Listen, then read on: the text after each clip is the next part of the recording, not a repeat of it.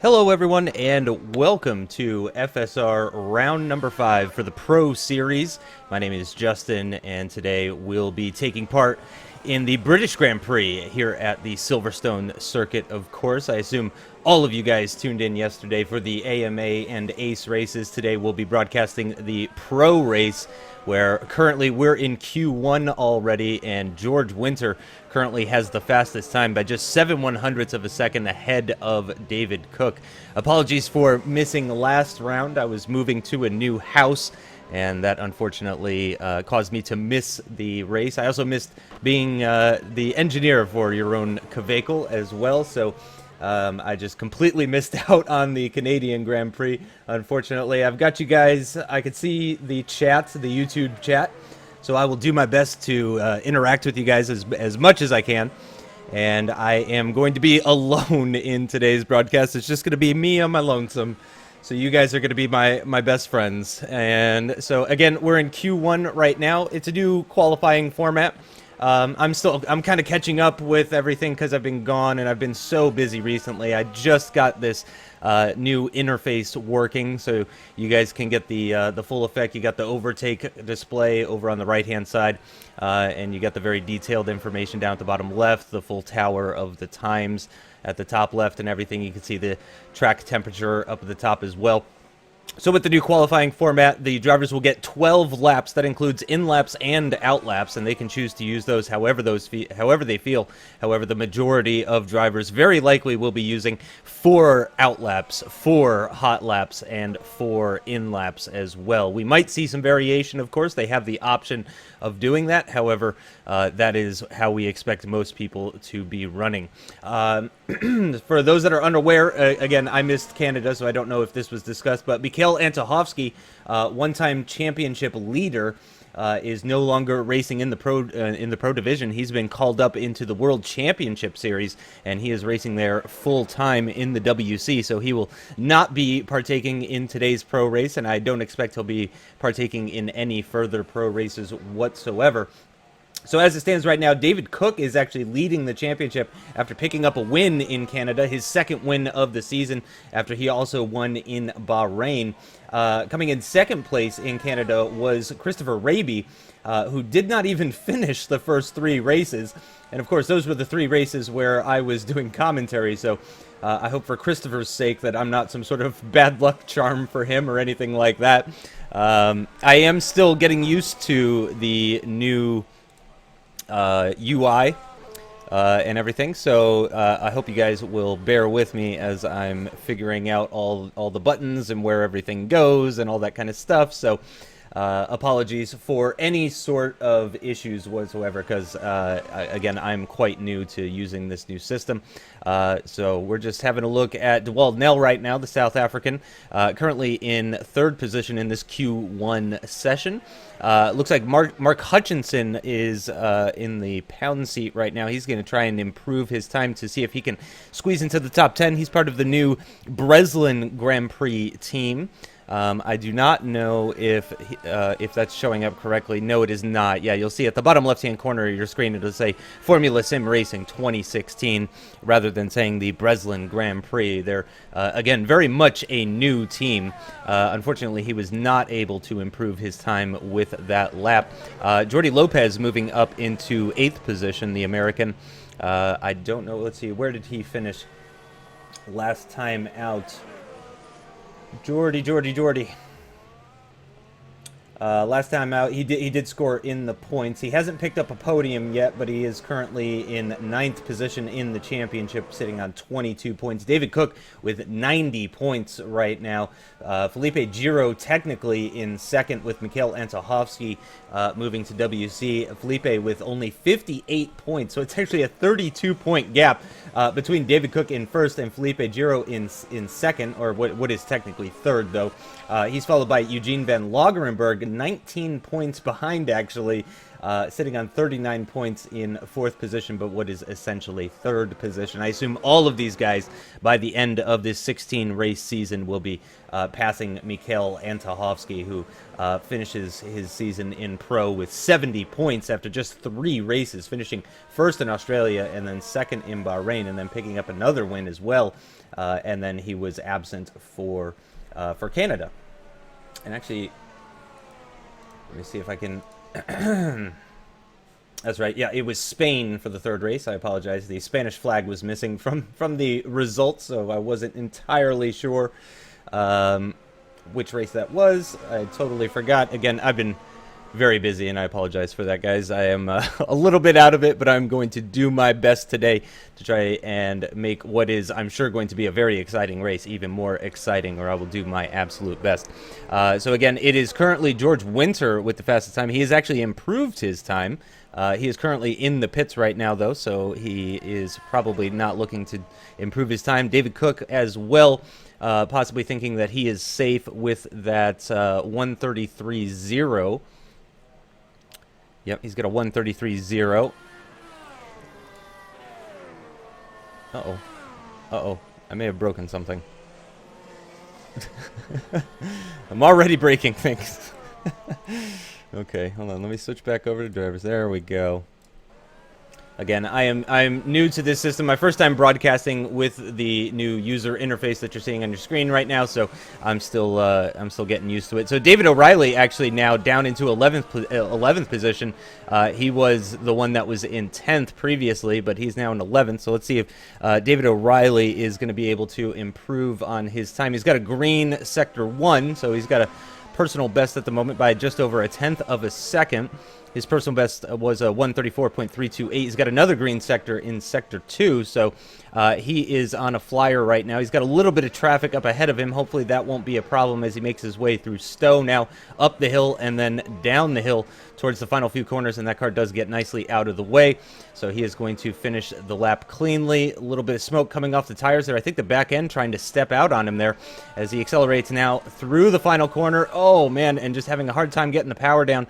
And let's see, it's going to be a 134.3, but unfortunately, it looks like he lost a 1/10 in that final sector, and he was unable to improve his time. But I think he's got one more timed lap remaining. Yes, he does. Yeah, so he can go one more time if he wants. And for his sake, I hope he can pull himself out of that, out of the bottom group of drivers and up into that top 10.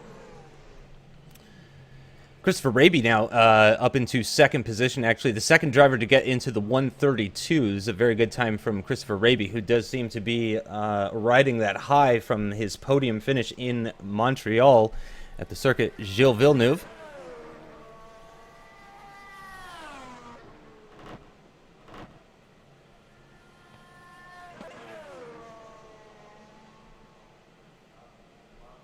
And I was just taking a quick look at the chat, see what you guys are talking about. So let's see. Eugene Van Lagerenberg at the moment is the driver that's in P10. Oh, man. I got to get used to changing these cameras while talking. Let's see. He's still got one time left. David O'Reilly, I believe, has one lap remaining. Yes, he does. He's got one lap remaining as well. I would say certainly the top 8, I would say, are probably pretty safe. Dmitry Zakharov and Eugene Van Lagerenberg, though, I think those guys are going to be possibly looking to improve on their times. Let's see what's going on with Zakharov.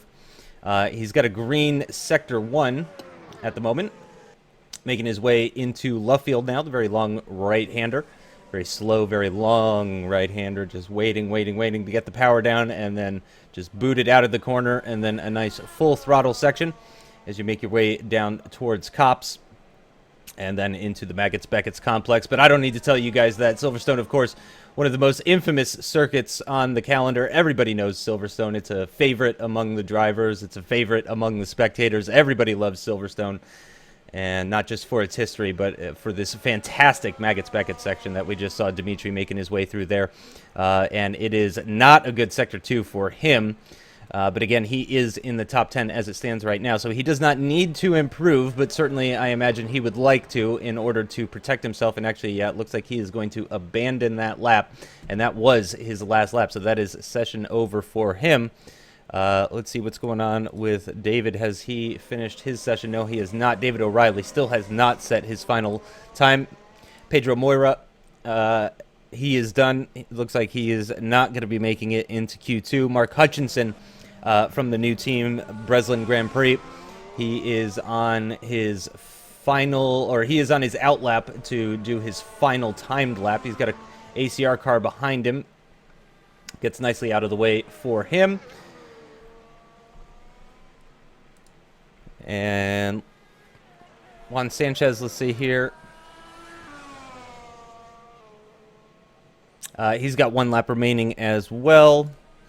Vicentovic, let's see, he's done, so he's not going to be able to improve. Javier Moyano, looks like he's, oh, that's strange. It says he's done 11 out of 12, so when he does his out lap, I mean, that's going to count as his final lap, I imagine, so I think he might be done as well. So Eugene Van Lagerenberg, though, out on circuit right now in Sector 2. Once again, making his way through Luffield right now. He's up right now by 0.2 of a second on his previous personal best. And that would be fantastic for him. That would make him safe from David O'Reilly, certainly. Because, again, David O'Reilly still has a lap to complete. And he is out on circuit right now, actually. And he's on his out lap right now, though, so he'll be looking to complete to do his hot lap after this one. And I imagine he'll be getting nicely out of the way of everyone. Let's switch back over to Van Lagerenberg and see how his Sector 2 was. It was quite good, actually. 0.7 up on his previous best. So as long as he doesn't make any horrible mistakes in Sector 3 here, he is definitely looking to improve his time. Let's see, as he makes his way into the final set of corners here, what's it going to be for Eugene Van Lagerenberg? For the ACR team, through the final corner and across the line, and it is a 133.192. He moves up into 6th position with that lap time. A fantastic lap from Eugene Van Lagerenberg, just outside the top 5, less than 1/10 of a second slower than DeWald Nell. His teammate Lucas Schmidt is in 4th position, and he is on his final time lap, just started his final hot lap, making his way into the tight and twisty section.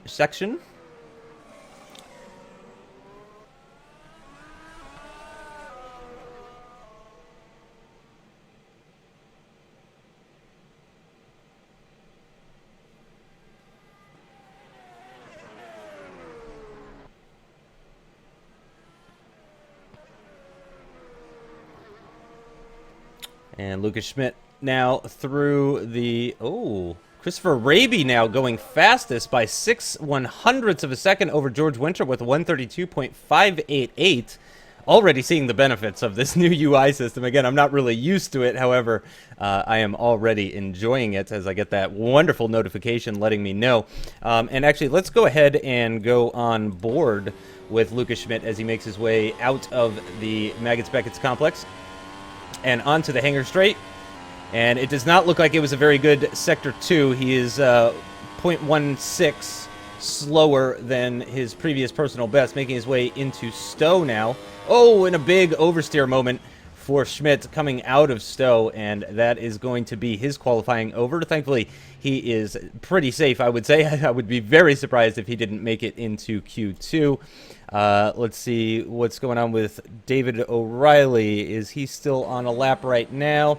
It does not look like it's been a very good lap for David O'Reilly whatsoever. As you can see at the bottom left, he was 0.4 down at the end of Sector 2 on his previous best. So it does look like David O'Reilly is going to be knocked out here in Q1, and he will not be taking part in Q2.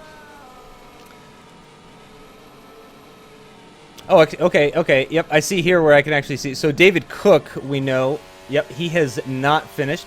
And he is actually up on his personal best. He's had a couple of green sectors, making his way through Stowe now. And let's see what kind of lap David Cook can put in. I believe just about everybody else is done. Yep. I believe David Cook is going to be the final driver to set a lap time. Oh, and that is a new personal best. It's 132.8 for David Cook. That's going to move him into third position, I believe. Not 100% sure on that. But so I think that is actually going to be the end of Q1, if I'm not mistaken. Oh, there is no Q2. I apologize. Sorry about that, guys. I apologize. Again, I'm very new to that, and I'm just now seeing Pasalis's message. Sorry about that, Pash. So that is actually, this is going to be the grid for the race. Christopher Raby taking pole position with a 132.588 ahead of George Winter, David Cook, DeWald Nell, Lucas Schmidt, Eugene Van Lagerenberg, Felipe Giro in 7th position, Jordy Lopez, Dave Paling, and then Dmitry Zaharov making up the top 10. So, of course, we now have the warm-up session where the drivers can acclimate themselves with the full-fuel car. It is going to be the medium and hard compounds for today's race. We fully expect a two-stop is going to be likely, although we might see a one-stop. I believe it was Felipe Giro who we saw one-stopping quite a bit. Yes, it was Felipe Giro who we saw one-stopping in previous races, so we might possibly see him doing that. And actually, we're on Felipe Giro right now. That's pure coincidence. But we might see a one-stop from him potentially. With the shorter time, I fully expect we might see some option prime option or option prime. I fully expect we'll be seeing double option stints for the race.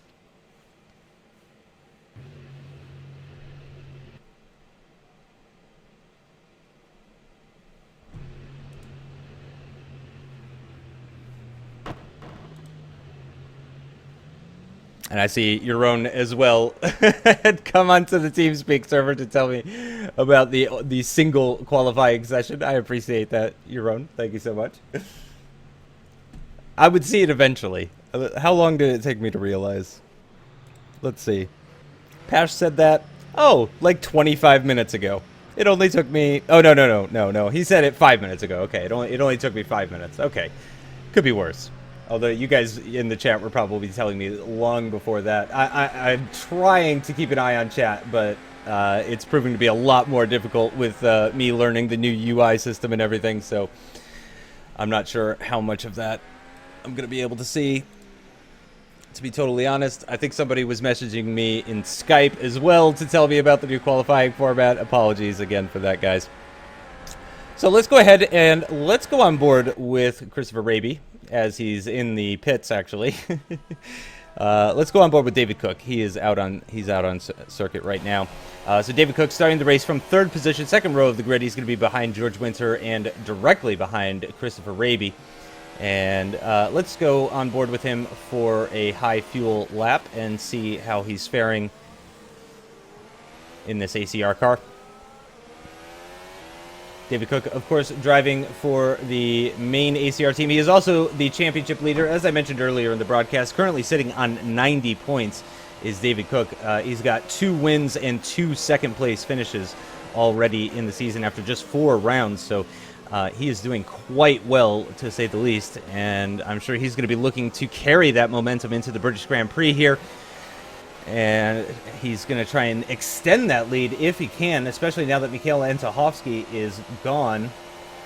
Felipe Giro is now his main rival, and as I mentioned before, 32 points clear of him as it stands at the moment.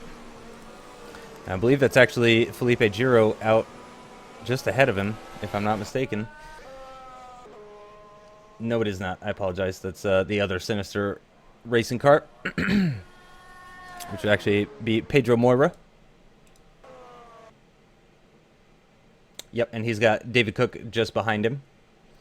Just under 7 minutes remaining in this warm-up session before we go lights out and racing for this British Grand Prix.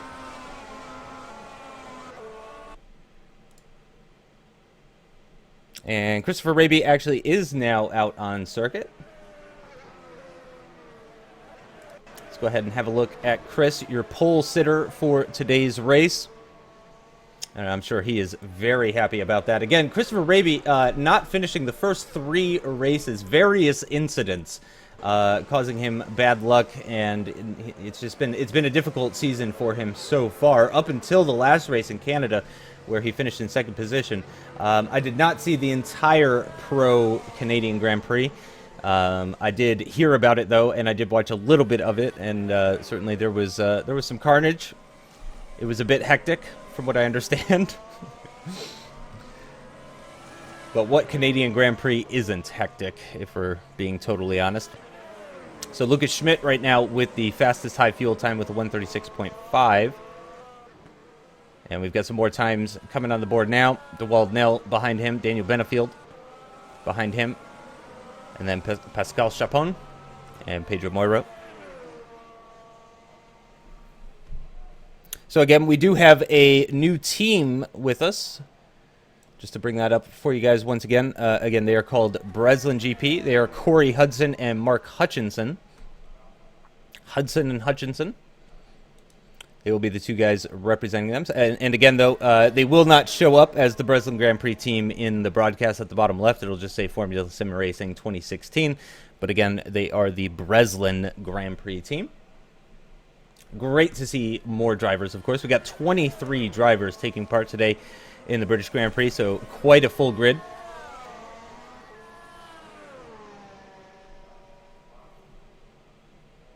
And actually, let's go on board with Lucas Schmidt. And let's try the helicopter camera, because I have not used that yet in the broadcast today. Again, I am controlling the cameras and doing the commentary by myself, and doing my best to try and keep up with chat and keep up with what people are telling me. Raby didn't race before Canada. He was in AMA. I apologize about that. Thank you, Pash, once again. You know, Pash, you really need a headset so that you can just join me in commentary. Because that would be fantastic.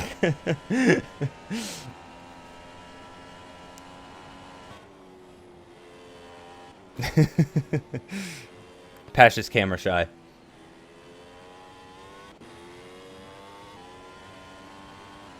So just under 4 minutes remaining in this warm-up session. Really looking forward to this race, as I know lots of other people are as well. Again, as I mentioned before, a driver favorite, a fan favorite. Everybody loves Silverstone. It's like everybody loves Raymond, but it's like the circuit version of everybody loves Raymond. And we've actually got a 24th driver on the server now. I'm not sure who that is. Who is this? Oh. Hold on, Felix. Let me turn you up.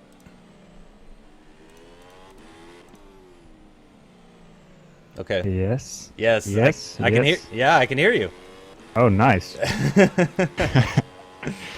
So, how is it going, Justin? It's going all right. We've gotten through qualifying, just in the warm-up session, getting ready for the race. I've probably made about 10 mistakes already, but that's probably 10 fewer than I was expecting. So in my book, we're doing well. Great.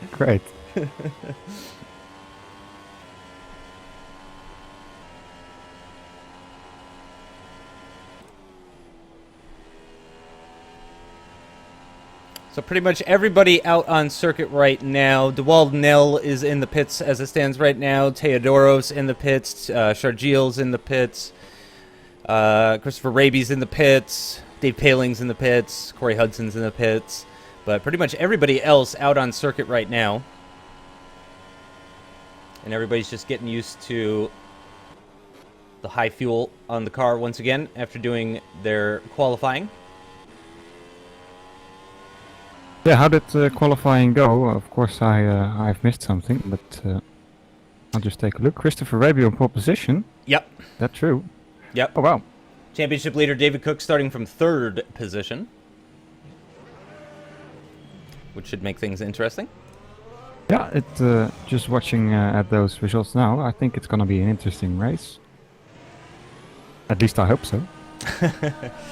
Well, Silverstone never disappoints, or rarely disappoints, no. I should say. I don't want to jinx it.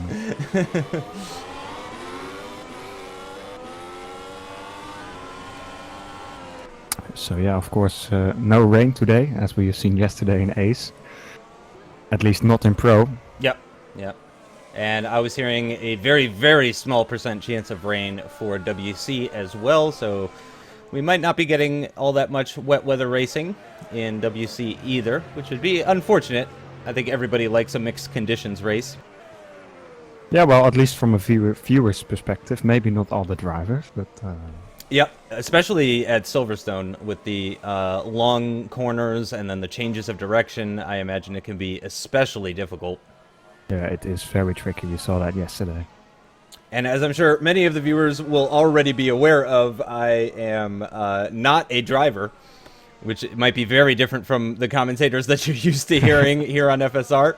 I have never driven this car, ever. I fully plan to at some point. In fact, I'd like to test last year's car as well. I'd like to compare them side by side.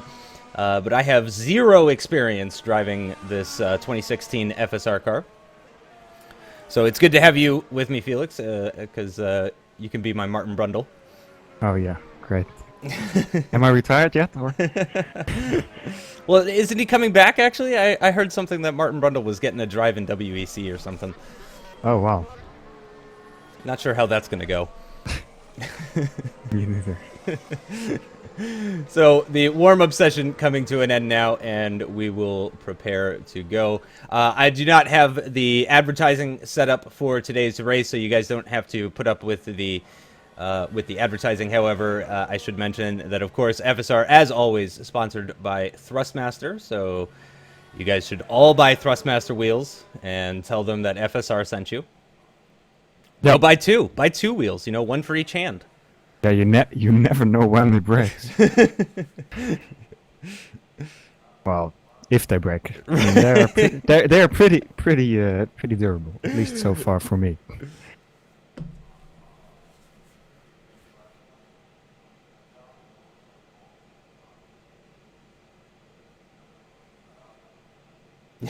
Yeah, Mr. Potato in the chat saying, I want to be the SimRacing Brundle.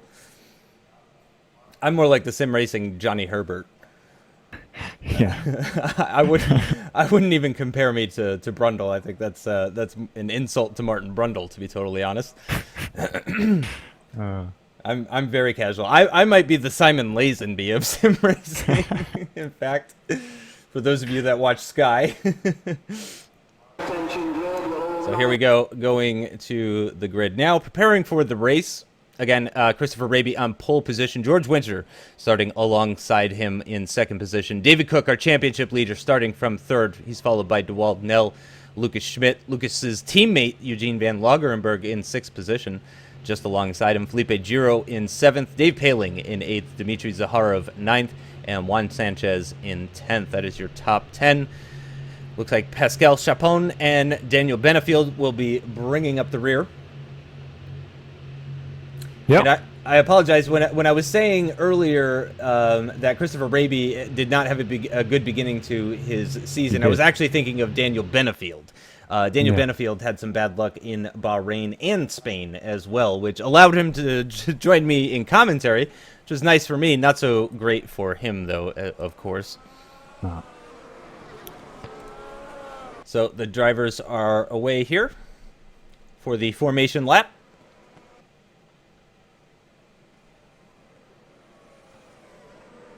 And yes, 23 drivers. So. Yeah, I was mentioning that earlier. Certainly not a small grid, and hopefully it won't be getting too much smaller after the first lap. Hopefully all of the drivers will be on their best behavior. I don't expect it'll be as bad as Canada or Spain.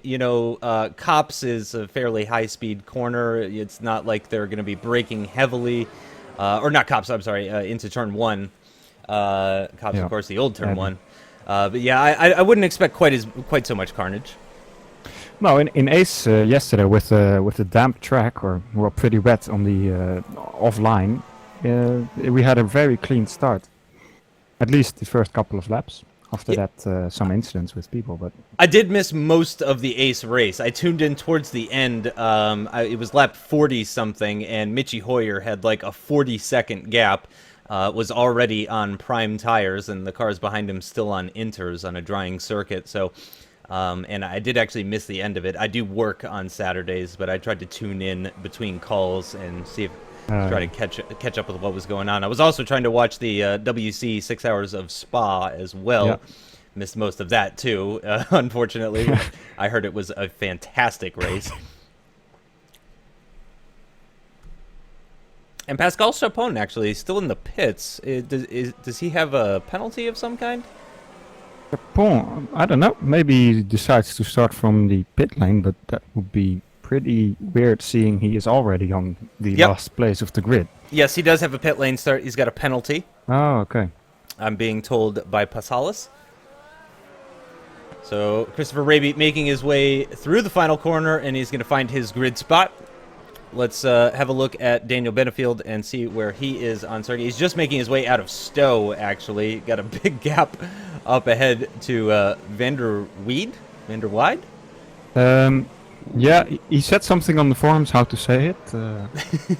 Let's just quickly grab that. There we go. And now Daniel Benefield making his way through the final corner and onto the grid as we prepare for the lights now. And let's switch over to Christopher Raby, our pole position sitter here for the British Grand Prix, as the lights are coming on now and we prepare to go racing. And the lights are out, and they're away. A little bit of wheel spin for Raby, and it looks like he's possibly going to come under attack from George Windsor. No, he is not, actually. He's going to hold on to that position. We got a car off in the background. I believe that was Felipe Giro, if I'm not mistaken, in that Sinister car, the red and black Sinister car. Christopher Raby, though, is looking like it's no problems for him. Let's go ahead and switch a little bit further back if we can. See what's going on. Lots of changes of position happening, as we can see on the right-hand side. The overtake UI interface is going a little bit nuts. Oh, and we've got a car off in the background. I think that was Dmitry Zaharov. Yeah, it is. Yep, Dmitry Zaharov went off into the barrier, and I don't think... Yeah, I mean, he's definitely smoking. He doesn't have any major front wing damage, but he's definitely got some problems, and he's lost numerous positions. Here we go as the grid, or the pack, makes their way into Cops now. And Felipe Giro has held on to that position, so I believe it was him that went off in the background. Dave Paling in the background defending from Juan Sanchez as they make their way through the Maggots-Beckett's complex. Yeah, it looks to be very clean start so far. Some guys spinning, but no visible damage so far. Lucas Schmidt making an attempt on the inside of the Wald Nell here. The Wald Nell still going side to side here, coming up to the chicane. Let's see, will Lucas be able to keep it around the outside? No, goes a bit wide there, and now he has to watch out for Eugene van Logerenberg. Yep, his teammate is right behind him and could possibly take advantage of him trying to do some battling. Oh, and I think, yeah, that's Felipe Giro. Oh, yeah. Big spin coming out of the final corner, and that's going to put him into the wall, and I think that's going to be his race over. That was a big hit into the barriers. See if I can find what happened there.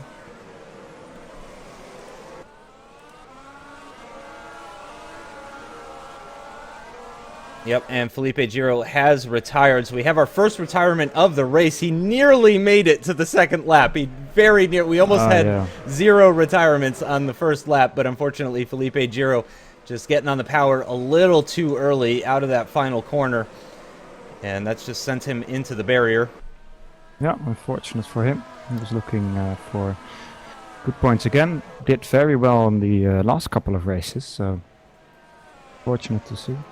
Yeah, Felipe Giro, of course, as I mentioned before, 3rd in the championship, although if you discount Mikhail Antohovsky, he is 2nd in the championship, and that is certainly not going to do much for him, unfortunately, for his championship hopes.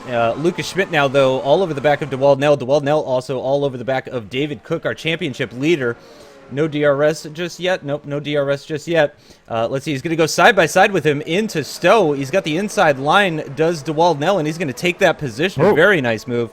Oh, dear. Oh, gosh. Contact. Yep, contact there between Lucas Schmidt and I'm not sure who the other driver was. I think Van Logerenberg. Van Logerenberg, I think, yes. Yeah, so actually the teammates, Van Logerenberg and Lucas Schmidt making contact. Cook. It was Cook. Oh, It was the, first Cook, Smit hit Cook, and then Van Leeuwenberg hit Smit, who was spinning up across the track. Now Smit into the pits without a front wing, looking to repair his damage. oh, and David Cook as well, making some more contact. Oh, gosh, and he's run off the circuit. I wonder if he's got some sort of damage, and it does look like he is going to retire as well. Very unfortunate. The championship leader and the person that's second in the championship both out of this race after just 2 laps of racing. That's incredible stuff.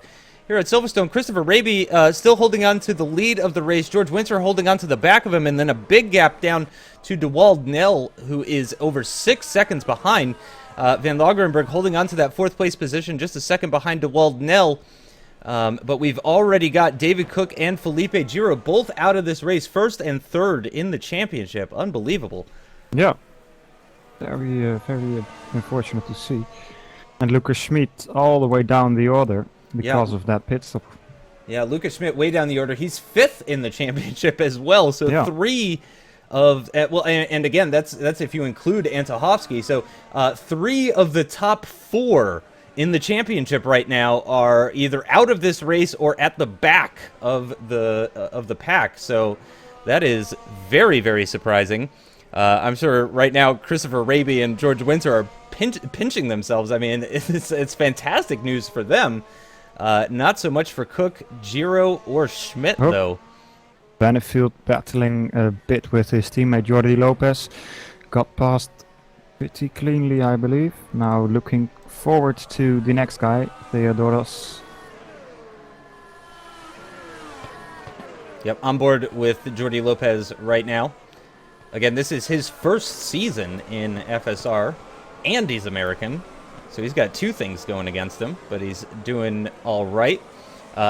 He's outside of the points as it stands right now, but I imagine he's going to be looking to change that. Of course, DRS is activated now, and I believe he is close enough to the car ahead. However, the car ahead of him is going to have Daniel Benefield is going to have DRS as well. Yep, so he's really not able to make any sort of ground on him. Oh.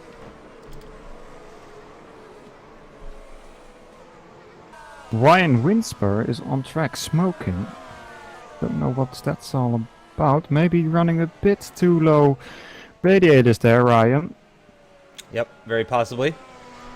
Track temperature 24 degrees Celsius. Air temperature 27 degrees Celsius according to the information at the top of the screen.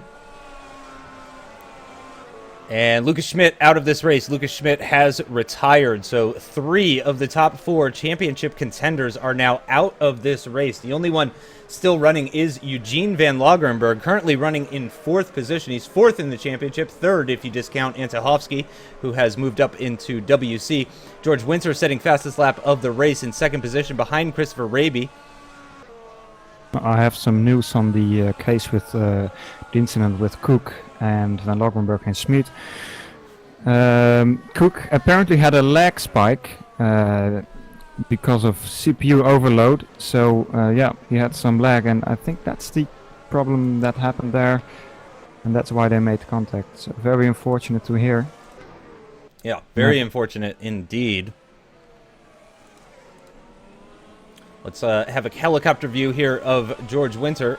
Again, set fastest lap of the race. Currently running behind Christopher Raby just inside DRS range, but he's actually losing time as they make their way down towards Copse. And can Christopher Raby break the DRS? It looks like he might actually, as they're heading into Maggots Beckett's now. George Winter clawing some time back. Can he get within DRS range in time for the activation? I think he might, or the detection, excuse me. So. I think he will. But it appears to me that Christopher Raby has a lower downforce setup.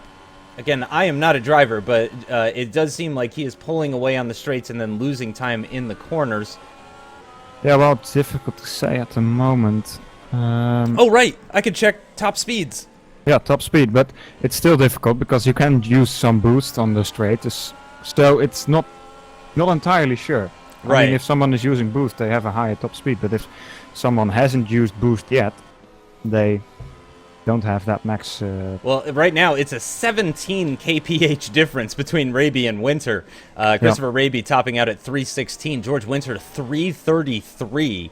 I believe that is the highest top speed of anybody. Yes, it is. George Winter, I think, has a lower downforce setup. Let's have a look. Let's go on board with him. So make their way into Brooklands. I think we have another retirement, Dmitry Zarov. Or is he? No, he's just in the pits.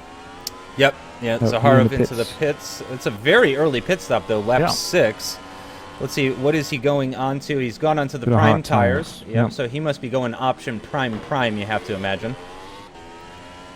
Yeah, with such an early stop, it's gonna be long stint for him then, or he has to do stop more than the rest 15, 16 laps or so on those prime tires. He stopped at the end of lap 5, 39 laps in this race, so he's got 34 laps yet to complete. There would be 17 laps per stint, in fact. Interestingly enough, Nell is maintaining the gap, more or less, to Raby and Winter up at the front. It was about a 6 or 7 second gap, I think, after just a couple of laps, and that has actually stabilized. He's gotten Eugene van Lagerenberg out of DRS range. He's certainly not, Nell's not closing in on them, as Christopher Raby now sets the fastest lap of the race with a 136.16. But Nell is maintaining that gap. If he has better tire life, though, he certainly could be a threat later on in the race. Yeah. Yeah, George Winter is pushing pretty hard again, setting a purple lap time, 136.149. But Christopher Raby is not slow as well, just 1/100th of a second slower than that last lap. And yeah, the gap between those guys is not really changing a lot at the moment. But of course, it's still the 7th lap of this race, so anything can still happen.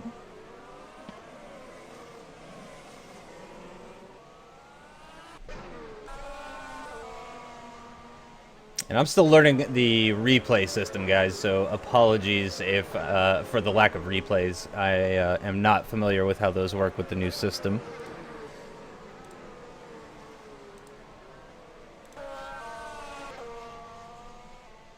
And Van Lagerenberg as well, just kind of barely hanging on to Nell. He's still outside of the DRS range, but that gap is really maintaining at around about 1.5 seconds or thereabouts. Yeah, at the moment, Daniel Benefield is moving up the field quite quickly, already in 10th place. Remember, he started at the back of the grid in P22.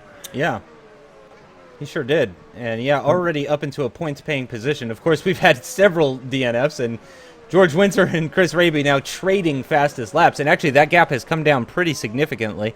I'm going to switch over to George Winter right now, and let's see what he can do on the run down towards Brooklands.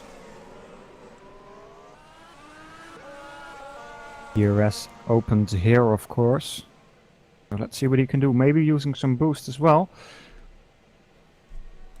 No, I don't think so. No, too far back to do anything there. Closing up, though, at the entrance of Brooklands. Let's see what he can do in Luffield. Now, just about maintaining that gap. Really not closing in. Or, of course, Luffield, very slow corner. So if, in fact, George Winter is running a higher downforce setup, Luffield is really not the type of corner where he's going to be gaining time. It's going to be more through corners like Copse here as he runs a little bit wide at the exit of Copse. That's going to lose him some time. And Nell now beginning to fall back ever so slightly. Almost 8 seconds now is the gap between himself and Christopher Raby. And Chargil making an overtake on Pascal Chapon. Chapon is slow on track. Don't know what was that all about. He looked to be pretty slow there. Oh yeah, he spun around. Oh yeah, he sure did. Yeah, and had a difficult time getting back on track, it would seem.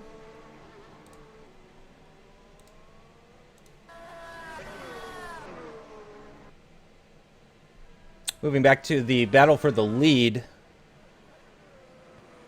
George Winter. Oh, I'm sorry. George Winter with the lower downforce setup. I misspoke earlier.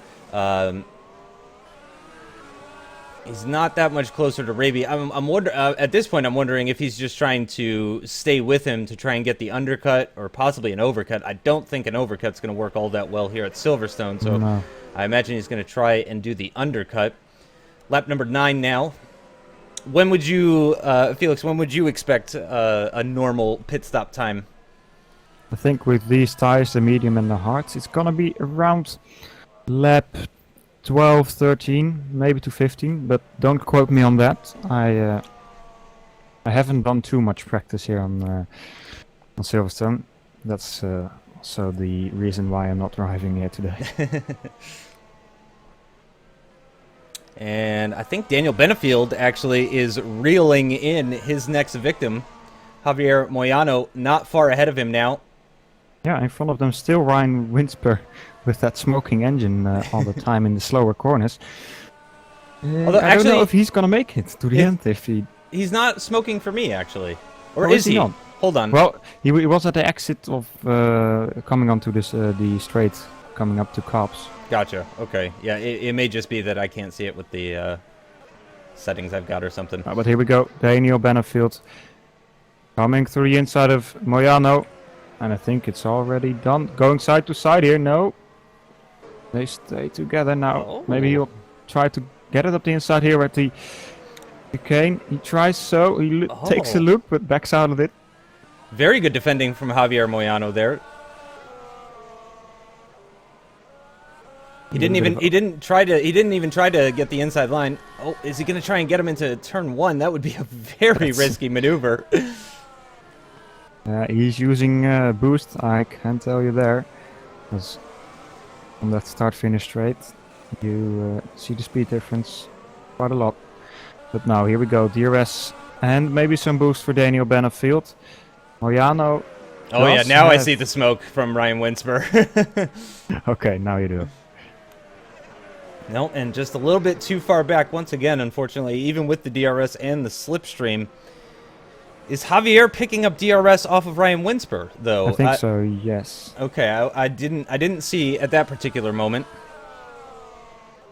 And it looks like David O'Reilly is reeling in Juan Sanchez as well. He's within DRS range on him. I'm going to keep an eye on Daniel Benefield, however, for right now. He looks to be quite a bit quicker, but hasn't been able to get past so far. Maybe needs to just settle down and look for a good spot to overtake. What's happened? DeWald Nell. George Winter DNF'd. Oh, wow. Okay, hold on. What? I definitely need a replay of that. Oh, dear. Exit of Stowe, spins it into the barrier, no rear wing. Ooh, that is a big hit for George Winter.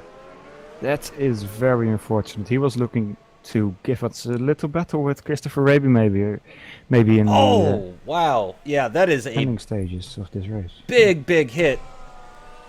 That's very unfortunate. Yeah, that is very, very unfortunate for George Winter, who was actually one of the people that helped me get this whole thing set up with the new UI and everything for the broadcast. So apologies and condolences to George Winter, who was fighting for the podium positions for the win. I mean, he was right up there. George Winter is... Wow, actually has not scored so far. No, last race was his first race. Yeah. Because he had that penalty. But yeah, last race got taken out, got caught in an accident as well. So didn't finish there. That is very unfortunate here, caught out by himself. Oh, and unfortunately, while we were looking into that George Windsor incident, we did miss the overtake by Daniel Benefield on Javier Moyano after that long battle. He is reeling in Ryan Winsper now, however, though, through the Maggots-Beckett's complex, very, very close behind him. And Eugene van Lagerenberg now taking second position. Okay. No, that's because of the shorter run to the pits. Yep.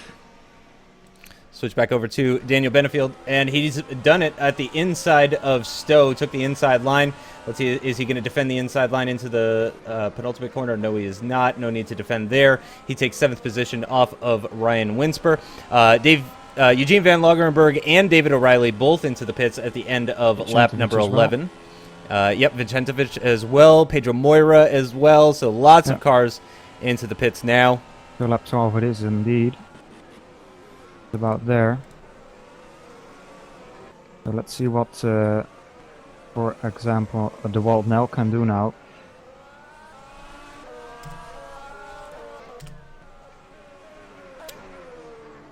It seems like Van Lagerenberg, I saw some smoke as well. Yeah, maybe he pitted just this lap, so maybe just a bit of overheating there in the pits. It's not really too worrying, but for example, Brian Winsper, who's almost smoking every lap, I don't know if he is going to make the end of this race. And after being overtaken by Daniel Benefield, Ryan Winsper actually now falling into the clutches of Javier Moyano as well. Not a very big gap between them. No, certainly not. And actually, they're coming on to the hangar straight right now. To my eye, he seems a little bit too far back to do anything, though, on this occasion. Moyano has DRS, but I don't think he opens it here. Oh, and Raby pits. Dave Paling pits. De Wald Nel staying out. Juan Sanchez pits. Let's see what these guys are going on to. I would imagine onto the prime tires. Yes, Christopher Raby comes out in second position, only behind De Wald Nel, and he's on those prime tires now. Yeah, let's see what the... Yeah, go on. It pitted after 12 laps, so he's got 27 still to go. Yep. So after pitting on lap 12, I mean, surely that means that Raby is going to do option prime option, right? I think so. I think so, yes. I think it's safe to say. Yeah. Okay, let's see that gap between De Wald Nel and Christopher Raby. I think at least that De Wald is going to come into the pits in this lap. And Zaharov making a move. Or is Shargil in the pits? Nope. Nope. Nope. Interesting. Well, let's see a quick replay of that. Nope, that's a weird one. Not sure what happened there. And actually, De Wald Nel is maintaining that gap to Christopher Raby. And he's not going in as well. So he stays out on those medium tires for now. Don't know if that's the fastest way. But yeah, maybe he's trying to go for a one-stop maybe even. It's gonna be tricky though. We've seen Felipe Giro do it in Australia, in Spain as well. Or did he in Spain? Yes, I believe he did, yeah. Yeah, he's done it for at least a couple of races. Javier Moyano into the pits now for a later stop relative to some of the other drivers anyway. Let's see what tires he's going to be going on. Finds his pit box, goes onto the prime tires for Moyano, and is nicely away. No problems there. So let's see. Between David O'Reilly and Jordi Lopez is pretty close. Oh, Winsper has spun there. Or is it his engine that is given up? I don't know. No, he's still driving. Okay. But yeah, as you mentioned, David O'Reilly very, very close to his sister teammate, Jordi Lopez, who is going well now in 6th position. However, I don't believe Jordi has pit yet. Let's see. No, he has not. O'Reilly has, so that should be an overtake in the not so near future. Oh, Jordi Lopez going a bit slow there on the exit of Cops. On board with David O'Reilly through the Maggots Beckets complex. Well, now still staying out after 14 laps now, or 13. Going into the... No, 14 laps now. Going into the 15th lap. So he's definitely going for a one-stop, I think. Yeah, with only 24 laps remaining, yeah, you have to think so. Jordi Lopez does dive into the pits for his stop, and that is going, or his first stop, and that is going to release David O'Reilly into some clean air. I'm sure he'll be happy about that. And Ryan Winsper as well into the pits. And let's see what these guys are going on to. This late in the race, I fully expect these guys are going to be going on to the primes. Let's see, for Jordi Lopez, it is going to be the primes. And for Ryan Winsper, it is going to be the primes as well, as we suspected. Ryan Winsper spins it on the exit of his pit box there, and he has some suspension damage, I think. Yeah, his wheel looks a little bit... Much. It looks a little bit twitchy, maybe. Yeah. And that's going to allow Vicentovic ahead of him. I think he may have come out much closer to him, or possibly even side by side with him, if not for that mistake. But unfortunately, that's going to lose him a position. He's outside the points now. Jordi Lopez just inside the points, actually.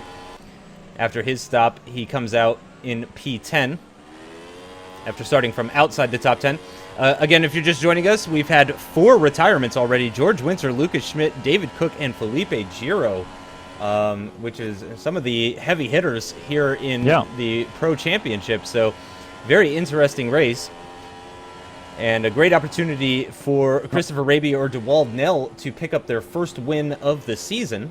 DeWald into the pits now, going to the hard tire, just as Raby did. Yep.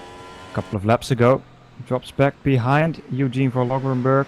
Daniel Benefield as well into the pits. He is, I think, going to the harder tire. At least would think so. He also did 15 laps on his tires, so... He's going for one stop as well, I think. No, Benefield onto the options. Oh, really? I wonder if that was a mistake. Interesting one. Yeah, maybe it was. That is very interesting. After stopping on lap 15, with 24 laps remaining, that is very strange. A strange call, but you never know. Maybe it works out at the end of this race. And just a quick recap on our new drivers, Corey Hudson and Mark Hutchinson. Again, they're driving for the newer team, Breslin Grand Prix. And they're currently occupying 19th for Corey Hudson. He is the first driver to be lapped in this race. But Mark Hutchinson in the points right now. Has he pit yet? Yes, he has, actually. Mark Hutchinson has already pit, and he is in a points-paying position. So good news for the Breslin Grand Prix team. And the only guy on track at the moment who did not pit yet, oh no, 2 actually, those are Chapon and Chariot Riaz. They are on the hard tire, so they of course can go a little bit further than that medium tire, but I think it won't take too long until those guys come into the pits as well. And Van Loggerenberg with the fastest lap of the race. No surprise there, though, really, because, of course, he did go onto the option tires. He's one of the few cars on the option tires right now. In fact, he might be the only car on the option tires at the moment, because the cars that started on the primes are still on the primes, as you mentioned, Pascal Chapon and Sharjeel Riaz. And pretty much everybody, almost everybody, went onto the prime tires for their stop, so... interesting strategy for Van Loggerenberg. He's going to have to get by Christopher Raby as quick as possible, I think. And he is closing him down. Less than 2 seconds now is the gap between them, the sister ACR teammates. Yeah, he's going pretty quick now. Of course, having that advantage of the better grip tire. Of course, he's going to be losing that grip faster than Raby is, however, and that just further emphasizes how quickly he's going onto the grass there from Loggerenberg.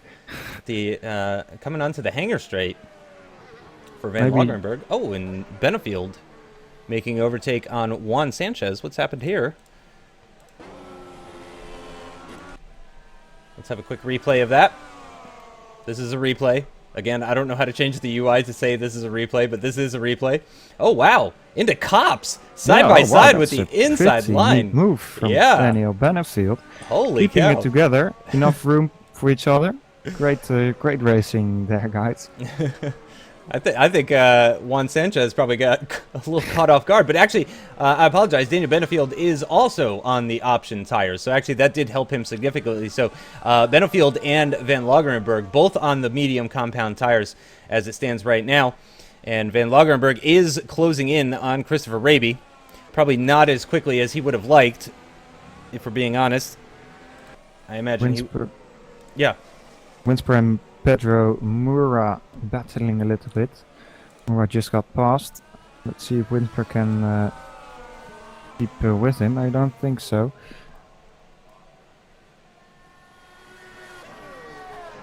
And we're almost halfway through this race, rapidly approaching the halfway point of this British Grand Prix. Round 5 of the FSR Pro Series, sponsored by Thrustmaster.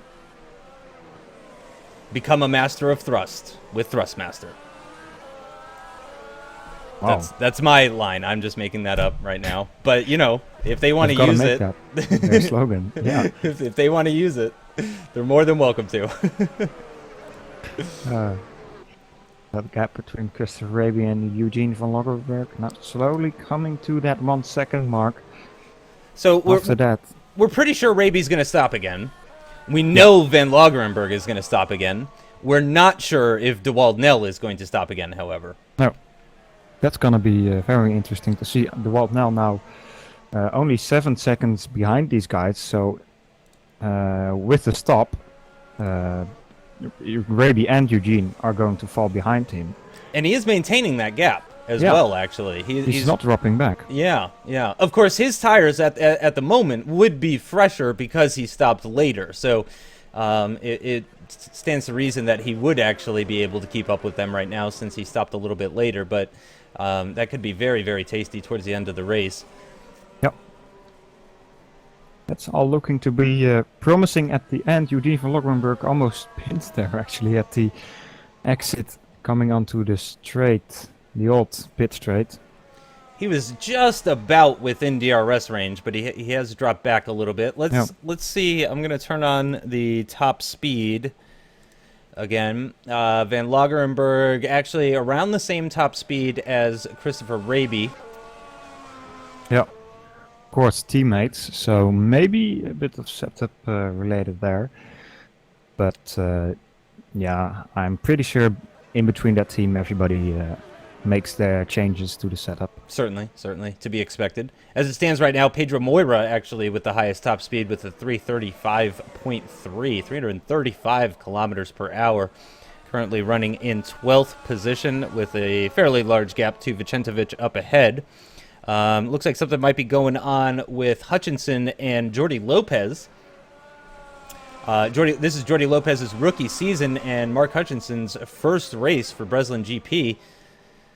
So let's see as they make their way down the hangar straight. Looks like Hutchinson thinking about defending, but then realizing the ACR car is too far behind to do anything, so he goes back onto the racing line. And Jordi Lopez pushing pretty hard, top speed of 330 there. So I think that's with boost and with DRS. But he wasn't able to make a move there. Didn't get close enough. But let's see what he can do in the next DRS zone. Look to be pretty close. Yep, as they start lap number 20. So we are now halfway through this race, or will be halfway through this race once this lap is completed. Mark Hutchinson, I'm not sure. Right now on the screen, I've got the pit counter for you guys, so you can see how many times the cars have pit. Corey Hudson and Sergio Riaz, the only cars that have pit twice. Pascal Chapon still out there on his prime tires. Has not pit yet, but again, that is to be expected with the primes, especially if he's going to try and one stop.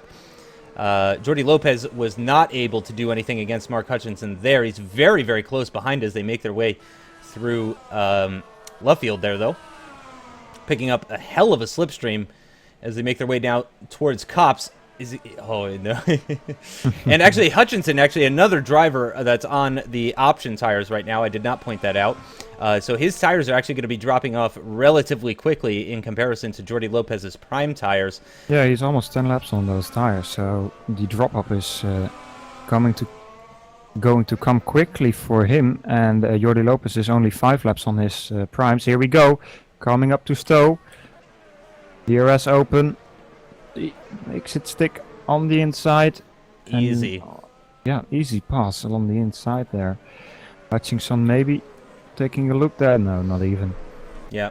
I think Hutchinson may be realizing that he just doesn't have the tires to fight back against Jordi Lopez. I'm going to show last lap time so we can see who might be catching who. It does appear Daniel Benefield, based on last lap times, is actually closing in on David O'Reilly. He is quite a bit quicker than the car ahead of him and the cars behind him as well, doing a 136.6 last lap. Van Lagerenberg, though, now dropping away from Christopher Raby, at least based on the last lap, 0.8 of a second slower than Christopher Raby last lap. Zarov. Yeah, go on, Ron. No, go ahead. Oh, Zarov now into the pits, going to the medium tire, so the option tire. And will he be able to make the end of the race with that? Yeah, that's 19 laps. Quite a lot for those tires. Of course, the fuel load is coming down at this stage of the race.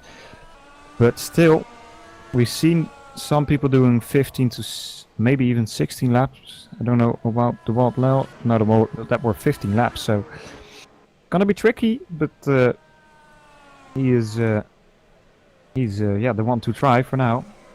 Maybe he will succeed. Ooh, and Van Lagerenberg put in a very quick lap last lap, a 136.0, less than 0.2 of a second off of his personal best, but unfortunately he had a little bit of oversteer into turn 3, and that kind of killed his chances at getting DRS. He is clearly pushing very hard, though. Yeah, but as well here, the drop-off of the medium tires is now going to kick in for Van Lagerenberg.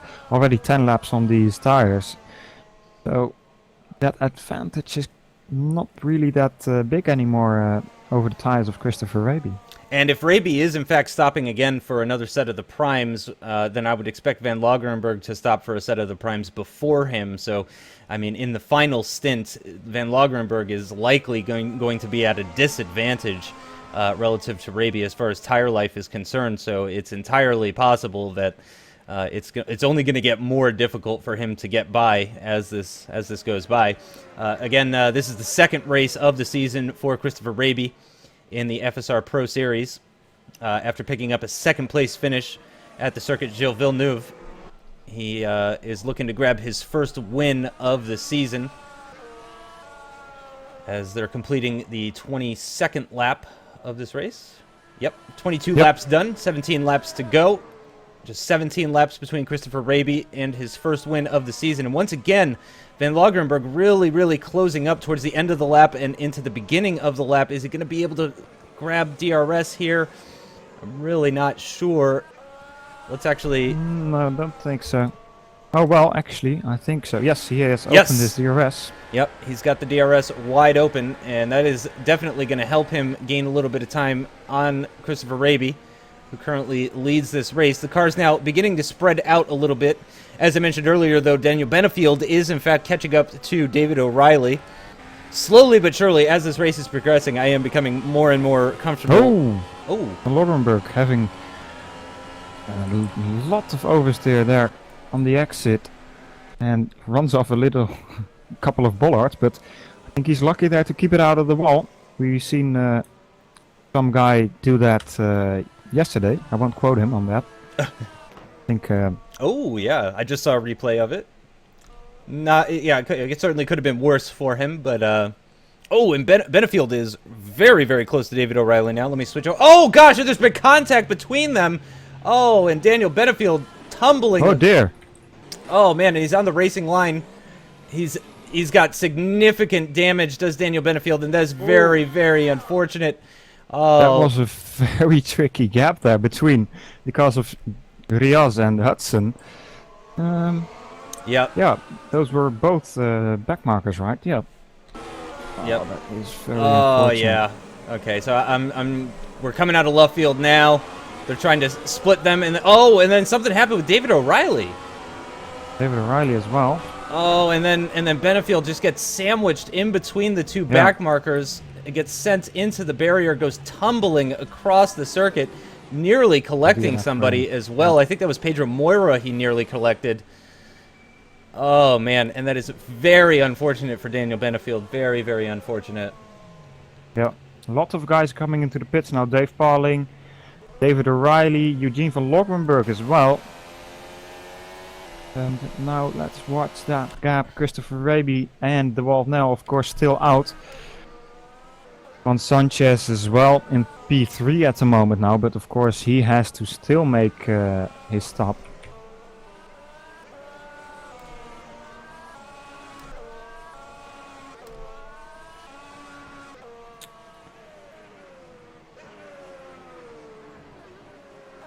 I apologize. I think I said back markers, but I think Mark Hutchinson was actually involved in that incident with David Benefield, and of course he would not be a back marker if that is in fact. To Van Loggenberg? Yeah, what is going on with Van very Loggenberg? long in the pits. He is very long in the pits. Did he have an accident in the entry, or he's still in the pits?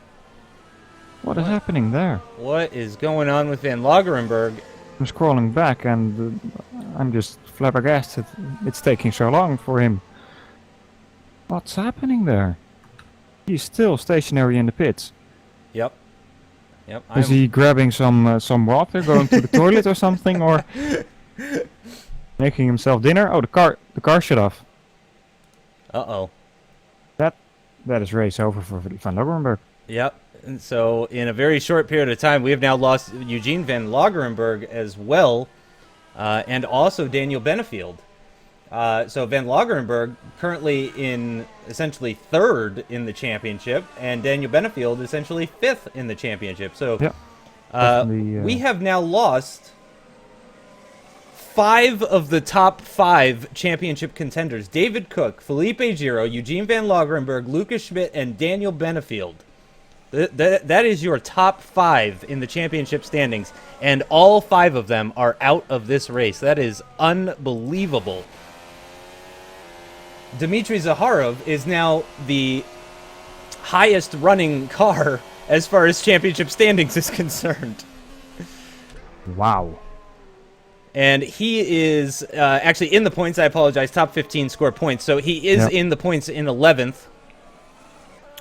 And in fact, everybody is in the points except for Corey Hudson at this stage. So we have now lost 7 drivers from this race. 16 cars still driving.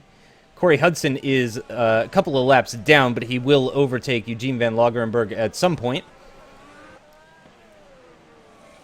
And I mean, Christopher Raby must be counting his lucky stars. I mean, that's incredible. The bad luck that his competition is having here, and that's gonna do wonders as it stands right now. If he finishes this race in first place, which tough to tell, because again, DeWald Nell actually still maintaining that gap. Yeah. 7 seconds. So as it stands right now, Raby would come out behind DeWald Nell. We assume, with 13 laps remaining in this race, we assume he's going to come out on the option tires. He's going to be quite a bit quicker than Nell. But even if he finishes in second... Still a great performance from him, yeah. Even if he finishes in second, he would take third place in the championship right now, because of the fact that the top 5 are not going to be scoring points here today. So even if Christopher Raby does not beat DeWald Nell, he will jump up from 11th in the standings to 3rd in the standings, which is an incredible achievement. I mean, that is absolutely amazing. Moira into the pits. And Corey Hudson has DNF'd as well. So now actually all of the drivers into the points. Everybody will be scoring points here today. Some pretty large gaps. David O'Reilly, though, is actually now behind Jordi Lopez. I think because he made his second stop. I think so. Yeah. But, that gap between DeWald Nell and Raby is not changing by that much. Actually, DeWald Nell's coming closer to him at the moment. He sure is. Which I think maybe is an indication that Raby is going to consider pitting soon. In fact, it would not surprise me if he pits this time around. If he pits at the end of lap 27, that's going to be a 12-lap stint in a low-fuel car, which I think would be very doable for him. Yeah, for sure. Oh, Daniel, are you joining us? Am I getting a Yeah, third? just quickly. Oh, okay. Yeah. So, Just man, you have not had the best luck this season, have you? do you want me to get started? What happened there exactly? Was it an issue with David O'Reilly? Well, I don't know what he was doing. I think he lifted because he was in the middle of two back markers, so I ran into the back of him as I was switching the boost too, to hopefully pass all three of them, and then I went through the middle of the back markers and got left no room, so... Yep, yeah, we saw you get sandwiched. I mean, it was certainly a fantastic-looking crash. I mean, it was not without entertainment for spectators, I'll say that much. But yeah, that is very unfortunate, as you were on for quite the points finish. And in a race where all of the drivers ahead of you in the championship were not going to score points as well, so that was going to be a fantastic opportunity for you. Well, yeah, it would have been good. Possibly, I'm not sure. I think I definitely would have got David, obviously. I might have got Dave as well, and then Eugene had his refueling bug, which took him out, so I could have been on a podium from 22nd of the grid. Oh, that's what happened with Eugene. Which would have helped me big time in the championship, but instead I'm not scoring any points. So.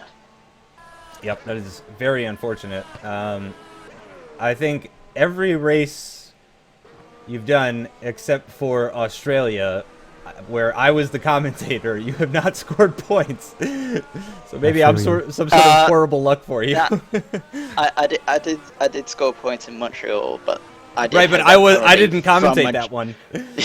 Yeah, maybe we should get Chris back in here. Uh-oh. Get Mike on cameras again. Uh-oh, Jordi Lopez is moving very slowly. Hurry. I'd say just I noticed he was making a lot in the race, so I'd say that's an engine failure. His engine is blown. Yeah, engine blown for Jordi Lopez. I did call it. I'm not sure if you guys saw in the YouTube chat and I called in the YouTube chat earlier on, but I did call that there were going to be a couple of engine failures from what I was looking at in qualifying. Yeah, well, Ryan Winsper is keeping it together at the moment. He was the guy that was smoking all over the track just a bit earlier, but yeah, still a bit, but he's still driving. That's good for him. Yep, currently in 8th position, about a 3.5 second gap to Mark Hutchinson up ahead. Good start, though, for Mark Hutchinson, actually, and for that Breslin GP team, currently in 7th position, so that's a good start for him. His teammate Corey Hudson out of this race, unfortunately, as is Jordi Lopez, now the most recent retirement. And as you were mentioning earlier, Felix, DeWald Nell actually very, very slowly seems to be closing the gap on Christopher Raby, again with slightly fresher tires. And in fact, when is Christopher Raby going to pit? That is the real question. I would have expected him to pit already at this stage, to be totally honest.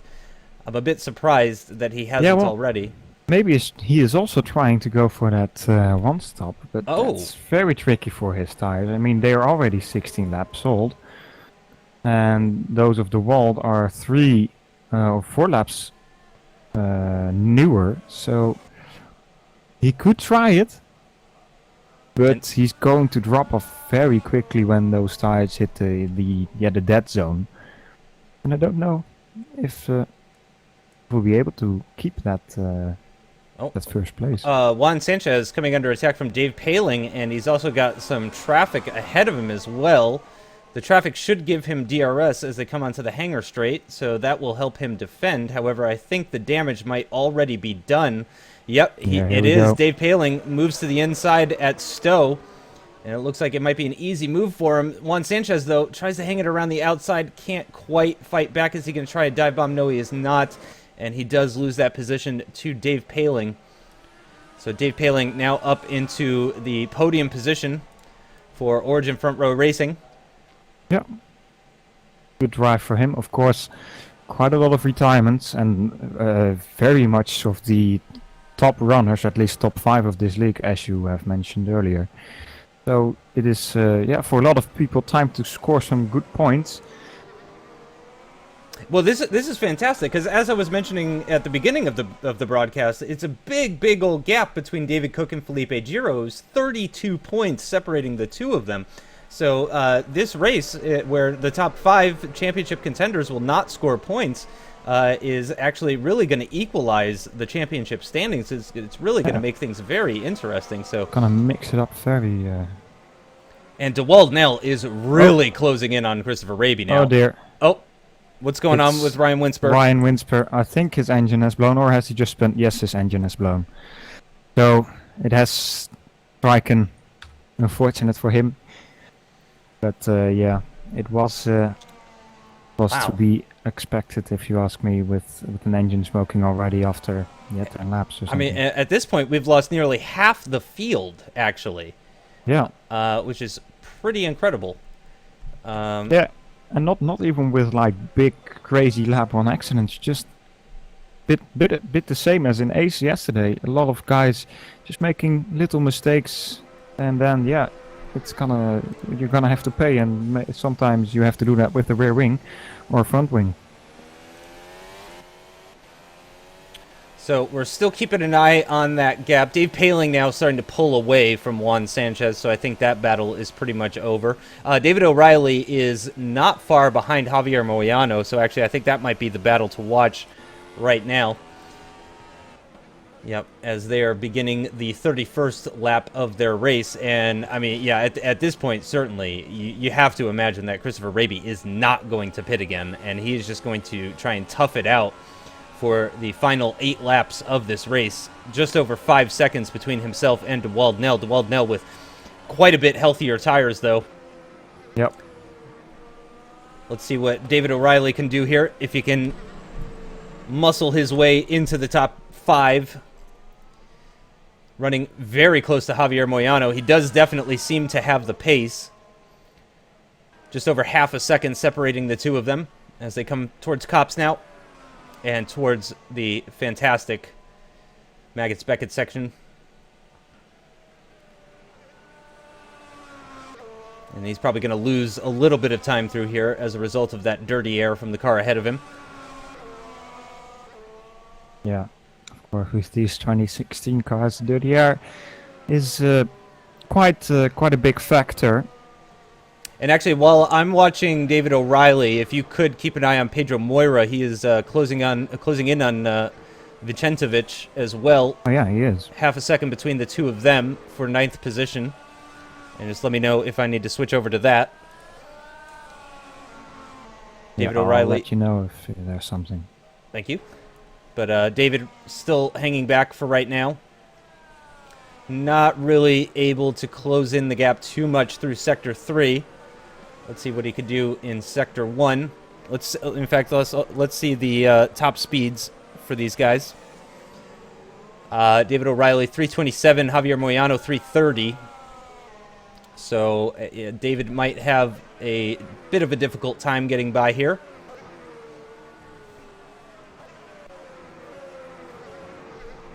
I'm not sure he has the pace in a straight line. And here's what the pit stops look like. So Dave Paling, the highest runner of the people that have stopped twice, in 3rd position right now. David O'Reilly in 6th position. He's the car that we're watching right now for ACR. And he is looking to move himself up into 5th position, but he does not seem to be making very much headway into Javier Moyano. Here we go, Pedro Amura has DRS now. Baby Boost 2 coming up to the inside here. Is he going to try it? Takes a peek. Very close into Brooklands there. And yeah. he's going to take a very late apex at Luffield. Seemed to me like Vicentovic missing his apex ever so slightly. He's going to pick up a heavy slipstream, of course, on the run down towards Copse. But not really any sort of overtaking locations. No good overtaking locations until Stowe. Pedro now missing his apex ever so slightly. Let's switch back over to the gap. Hopefully we don't miss anything with David O'Reilly and Javier Moyano. It does seem that David O'Reilly actually dropping back a little bit. Still just about within DRS range ever so slightly. But it does seem like this is the battle to watch right now. Pedro Moira closing in on the run down towards Stowe, however, just not enough track for him. 340 kilometers per hour. Very high top speed there. Wow, getting very, very close under braking there. And following very closely into the final corner now they go. Lap 33 of this race, just 5 to go after this one is completed. Christopher Raby actually maintaining that gap a little bit better to DeWald Nell. Oh, and Pedro Moira having a look at turn 3. Moved to the inside, but didn't have enough room. He's very, very close. He is extremely close now. I think we might be seeing an overtake here now for 9th position. Here goes Pedro Moira to the left-hand side. He'll have the inside line for Brooklands, and he's actually already passed into braking. And he's... Oh, and a spin, actually. Oh a dear. Spin for Vicentovic. I don't think that's going to lose him any time, however, though. Not to the guys behind him, at Where least. is Theodoros? Yeah, he's pretty far back. Yeah, pretty far back indeed. Yeah, I'd say so. So, yeah, I don't think Vicentovic is going to be in any danger of being knocked out of that top 10, as we just have 12 cars remaining after 23 started this British Grand Prix.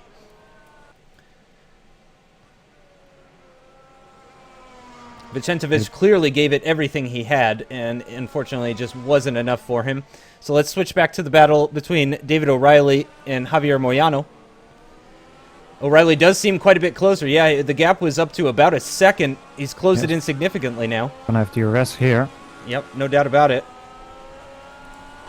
Let's see what he can do. Maybe losing some boost as well. Top speed. 340 as well. Or is that just me? No, that's just me, I think. Being a bit weird, but yeah, definitely very close to the back of him, and might be having some try on hanger straight. He is definitely on fresher tires. He's stopped twice, where Moyano has only stopped the one time, so David O'Reilly definitely has the pace advantage, or the tire life advantage anyway. And interestingly enough, actually, the pair of them have caught back up to Juan Sanchez, who blew by Javier Moyano and then actually built a gap. But in fact, yeah, Moyano is actually going to pick up DRS off of Juan Sanchez here, off of his teammate. Wow. And I wonder, and he's going to try it. Oh, he's actually going to try it, but brakes pretty late. And Sanchez cutting to the inside, now coming up to the chicane. Still alongside. Sanchez braking very late there, going wide. And David O'Reilly trying to take a peek up the inside there as well. Ooh, this is very close racing between these three guys. Very, very close racing. Absolutely. David O'Reilly trying to be opportunistic here, see if he can grab a place off of Juan Sanchez, who does seem to have lost some pace after overtaking his teammate, and they're going to be side by side into turn 3. David O'Reilly around the outside is going to get the inside line for the next corner. Very, very good move from David O'Reilly. Can he make it stick? He probably has DRS even. Oh, and Sanchez on the grass there. Maybe got he squeezed him a bit. Yeah. Yeah. Just a little squeeze. I wouldn't say that was necessarily illegal or anything like that, but he definitely gave him a squeeze at the exit of the corner just to say, nope, this is my position now. Yep. You can go ahead and hold back. So O'Reilly now will return his focus to Javier Moyano after Juan Sanchez loses a couple of positions over the course of just half a lap. And we're definitely into the closing stages of this race. Just 3 laps remaining after lap 36 is completed. And Christopher Rabia has actually begun to extend his lead over DeWald Nell once again. Now 6.5 seconds. Vicentovic has DNF'd. Oh, and Vicentovic now out of the race. What's going on there? Let me see if I can get a replay of that. Oh, engine failure. Oh, man. Unbelievable. The amount of engine failures we are seeing in today's race. Daniel Benefield was in here not too long ago telling us that he predicted that, actually. And it seems that prediction has come true. And one thing we really have not mentioned is, you know, the gap between second and third. Yeah, Christopher Raby and DeWald Nell, I think, could stop twice, and they would still be in first and second. Yeah, well, that's of course that gap that normally the other ones of the top 5 and top 10 runners would be in between. But yeah, of course, a lot of DNFs here. George Winter, Lucas Schmidt, David Cook, Felipe Giro, Benefield, they would all be, between that gap, I think. But yeah, tire life seems to be okay still for Christopher Raby and De Wald Nel. Both of those guys now 20 laps, or 20 laps for De Wald Nel and 23 for Christopher Raby, or 24 even for Christopher Raby. So yeah, those tires are probably pretty worn off at this moment, but it's good enough for them, it seems.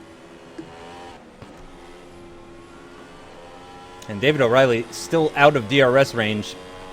He has precious little time to try and overtake Javier Moyano.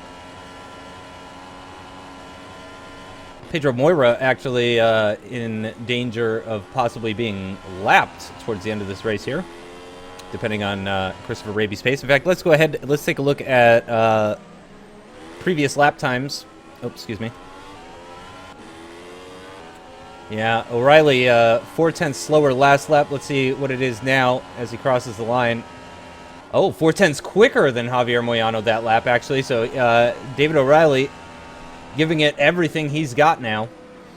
Closing in at turn 3. Very, very close into turn 4. This might be... Moyano makes a mistake there on the exit, but David O'Reilly can't capitalize on that. Now he has the RS. They made contact close to the briefly. back.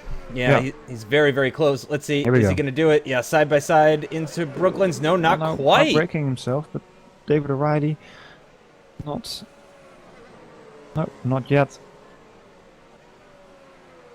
This is the best opportunity I think that he's had for quite a number of laps, however, though, as we're on the penultimate lap of this race now. Let's switch back over to the gaps. See what it is. Yep, I think Christopher Raby is going to take this win. Hopefully I don't commentator curse him. But the real question is, lap now. yeah, what has David O'Reilly got? Because he does not have much time. That's one thing he doesn't have, is very much time to try and make this overtake. Down the hanger straight they go. DRS for David O'Reilly, of course, and not for Javier Moyano. He's got 4.5 seconds to Dave Paling in the Origin front row racing car up ahead, as we just saw him heading into the final set of corners there. David O'Reilly closing in under braking behind Javier Moyano as they begin their penultimate lap. Christopher Raby and De Wald Nel, of course, have been on their penultimate lap for a good 45 seconds already. Yeah. Yeah, even 50, you can say, I think. Yeah, and let's see if David O'Reilly has another opportunity here. Once again, seems very close. Let's switch to the helicopter view. I think he's too far back. Yep. Yep, it certainly seems too far back for me. It's a green sector 1 for him. Oh, here we go. David O'Reilly very, very aggressively there, but... Yep, he really does not have very many opportunities left. He's got Stowe, the corner after Stowe, and then one more lap, and that's it. As Christopher Raby now beginning his final lap of the race, looking to pick up his first win of the season in just his second race of the season here in Pro. Yeah.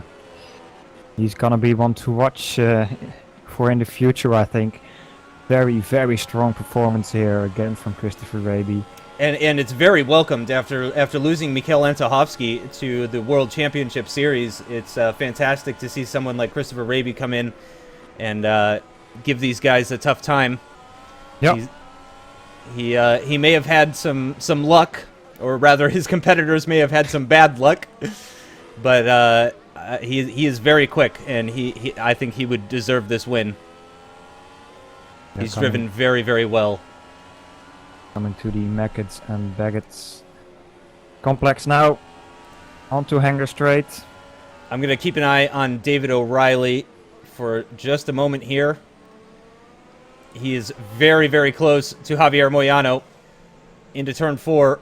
Very, very close behind him. Oh, yeah, this is it. And I believe Christopher Raby should be crossing the line very soon here. But David O'Reilly looking to make the overtake on the final lap of the race. On the outside. Moyano defends the inside of Brooklands. Can O'Reilly get in at left field? No, he can't. He's going to try to go around the outside at left field now. Nope, that's not going to work. Christopher Raby does pick up the win ahead of DeWald Nell. Fantastic race for both of those guys. Very well deserved. Oh, and it looks like somebody's engine is smoking. Is that David's or is that... Yeah, that is David's, I think. David's, is it?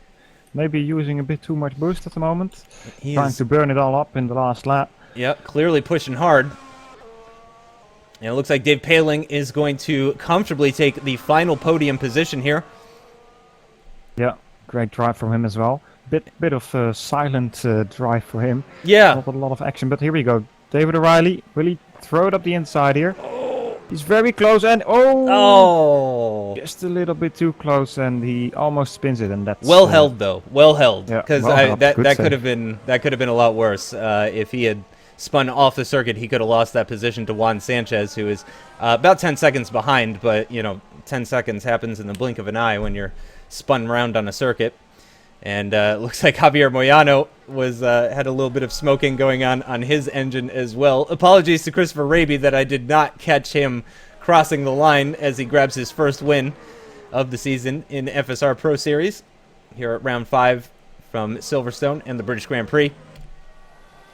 And Mark Hutchinson is going to come home in 7th position for the Breslin Grand Prix team. A fantastic result for him. Pedro Moira behind him for the Sinister Race team. I'm sure we'll be happy with that. Dmitry Zaharov, actually, the highest championship contender in this race that actually finished. So Dmitry Zaharov will move ahead of Daniel Benefield and also Lucas Schmidt and quite close to Van Lagerenberg as well. Interestingly enough, though, I think Antohovsky is going to hold on to his second place position. Well, yeah, don't know if that's gonna take very long. But I believe we have Felipe Giro here in the comms booth. He wanted to say something about his race, I believe. Hi, Felipe. Hello, everyone. It's a pleasure to participate in a broadcast. Yeah, pretty premature ending to my race. I was looking good. Maybe I could have challenged for a podium today, but the guys were really quick.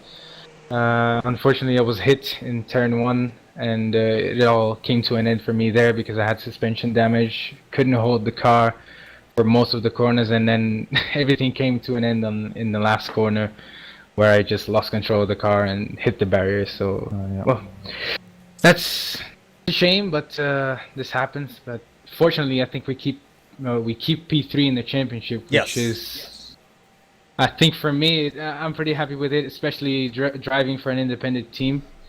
But just a pleasure to share the same track with these guys out there. They are monsters. Yeah, and if you don't mind me asking, were you planning to one stop again this race? You guys are not gonna find this out. I mean, there was a chance, obviously, but I don't know. I have left the server prematurely, but I don't know if there were guys that tried one stop. Yeah. I think the leaders have tried it, but yeah, I don't think I would. Tire degradation for me was too high, maybe. Interesting. Well, yeah, like you said, tough race for you, certainly. Actually, the first to DNF, but as you mentioned, David Cook as well, Ben Lagerenberg, Lucas Schmidt, Daniel Benefield, all failing to score points as well for the British Grand Prix. So it shouldn't affect you too much championship-wise. So a bit of bad luck, but thankfully your competitors as well didn't seem to do all that much better. So I suffer from the same disease then. Yeah. However, Christopher Raby now is going to be just 13 points behind you in the championship, just to give you a heads up. Yeah, that's going to be pretty difficult to handle because Chris is a very, very fast guy, just as DeWald Neld as well. It's not going to be easy for me to keep this third place. I always said that, but we can try. We can always try. Yeah, certainly. Yeah, thank you very much for joining us here for this little interview. Thanks a lot, mate. Yeah, thanks for coming. All right, so that is going to do it for today's FSR Pro broadcast. Make sure you guys tune in next time. It's a couple of weeks away. May 22nd is going to be the Austrian Grand Prix, round 6 of this 16-race season. And I hope you guys enjoyed the broadcast today. Again, apologies for the mistakes I was making. I've just been so busy recently with the move to the new house and everything. So everything should be much better off next time round. I should be much more prepared, and hopefully things will go a little bit smoother. But hope you guys enjoyed, and we will see you next time on May 22nd for the Austrian Grand Prix. And thanks, Felix, for joining me. I really appreciate it. Yeah, thanks for having me.